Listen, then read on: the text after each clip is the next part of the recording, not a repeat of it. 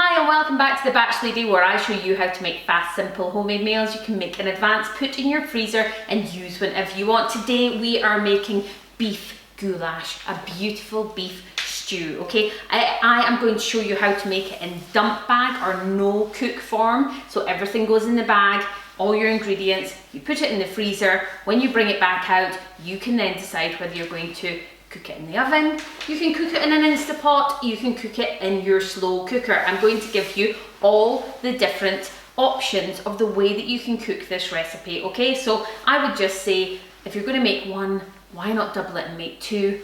You're just throwing ingredients into a bag and getting it in your freezer. So beef goulash, let's get started.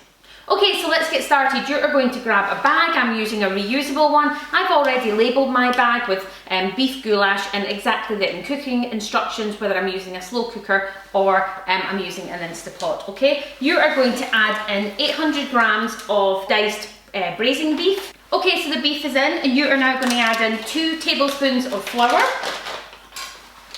straight into the bag. Make sure your tablespoons are flat. I'm just using my little measuring cup ones. So 2 tablespoons of flour. You are going to add in a can of chopped tomatoes, 1 cup of frozen diced onions. These are still frozen and I'm going to work quickly because I'm going to put them straight back into the freezer, so I don't want them to defrost at all.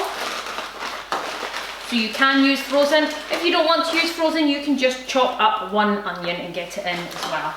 I'm going to add 1.5 cups of peppers, frozen peppers. Again, if you don't want to do frozen, you can just add in, you can slice up different colours of peppers and put them in. And if your family don't like peppers, just change it up for a different ingredient. As long as it's a veg, you'll be absolutely fine. I'm now adding in 2 teaspoons of frozen chopped garlic. I love this frozen stuff. You can work really quickly. Look, I've not done any chopping. I'm just getting it in the bag, then getting the stuff back in the freezer. I'm using tomato puree. We are wanting 2 tablespoons. So I've got half a tablespoon here, so I'm going to need 4 of these. In they go. Now you want a pinch of salt or a teaspoon of salt, or you can just salt it, okay? So you can just salt it like that, or I'll actually just go over here and grab a pinch of salt. Pinch of salt goes in. Then you want 2 teaspoons of paprika, okay? That's 1. I'm just going to try to make sure it goes all the way around. 2. Anything else we've got left? Oh, we need 1 teaspoon of sugar.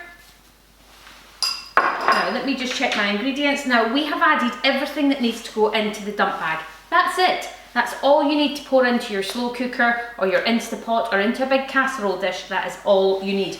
You will need a beef stock cube and you will need some creme fraiche on the day that you want to serve it. But when you print out my recipe, www.thebatchlady.com, it tells you how you make the bag, and then just if you need any extra on the day for actually serving, what you need to do, okay? So that is everything that you need in your bag. Look at that. Ooh. You just want to seal up your bag now, lay it flat, and you want to get it in the freezer as quick as possible because you've still got all that frozen veg in there, okay? So lay it flat, get it in the freezer. Okay, on the night you want to use your dump bag, okay, you're going to take it out the night before, you're going to put it in the fridge and let it defrost. When you want to use it, depending, if you are using a slow cooker, you are going to just empty all the contents that are there into your slow cooker. You're going to take a stock cube and make it into 1 cup of stock, and you're going to pour it in, and you're going to put that on high for 3 hours or on low for 5 to 6 hours, okay? I would recommend doing it on low for 5 to 6 hours so that the meat just becomes really soft and juicy.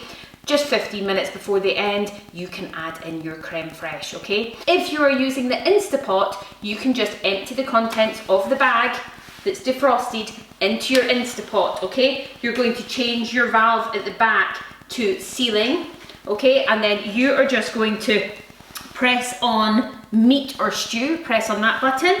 You're going to switch it on for 30 minutes. So press the plus button for 30 minutes. Make sure it's all locked. It will take about 10 minutes to pressurize, 30 minutes to cook, and about 10 minutes to depressurize. So 30 minutes in your Instapot, 5 to 6 hours in your slow cooker. If you want to use it in a normal cooker, you are putting your stew in a sort of stew dish, and you're putting it in an oven of about 180 for an hour with the lid on, and then you are turning your oven down to about 80 to 100 for 2 hours, and again you will have a slow cooked lovely beef goulash. Guys, one bag, all different ways that you can cook it. It takes 5 minutes to make. Why not make a few of these and throw them in your freezer ready to go, and you can use them whenever you want. Thanks for watching The Batch Lady. Take care, bye.